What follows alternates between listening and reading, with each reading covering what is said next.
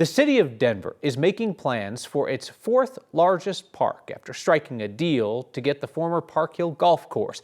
The developers who hope to make bank filling that land with housing were blocked by a voter initiative, so they accepted a land swap instead. Our Evan Krugel looks at what they got.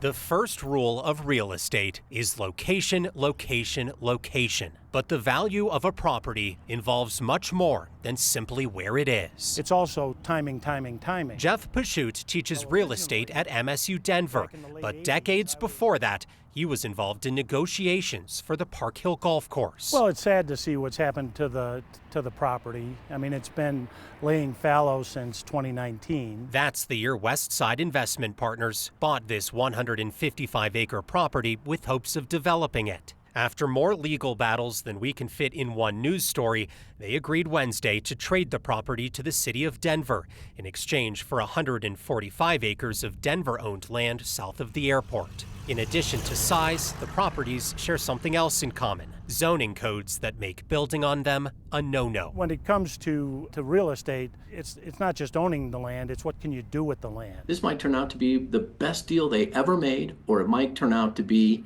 the worst deal they ever made. We don't know that, and it's really not our problem. Jeff Ingolstad teaches real estate at DU and says Westside likely made the deal to at least get something out of a property that was turning into nothing. The property near the airport is valued at roughly half what Westside paid for the golf course in 2019. The ability to do anything on a piece of property is better than just having something that you can't do anything with at all. These properties have value in what they're going to be, not in what they are. Both professors say they're hopeful it's a win-win-win, a chance to move forward by restoring life to this property with a chance for development at another. But I'll tell you, I think it's good news because it's a way to solve the problem. You know, it's really been call it a 40-year story that is finally, coming to a close.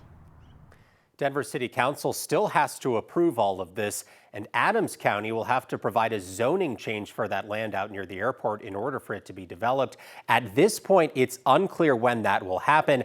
That essentially means if Westside can't get that zoning changed, they just paid a lot of money for a plot of grass with a really good view of a runway. Jeez, if they get stoned again. So what's Adams County's role in all this, right? Because eventually they're going to have to weigh in on this. If you or I sold land in Adams County, we wouldn't call the county and tell them we're selling land, but we're also not a fellow county. Right, and it's unclear if Westside has reached any sort of agreement with Adams County yet. We reached out to Westside today to ask that question. What have you been told you'll be able to do with this property?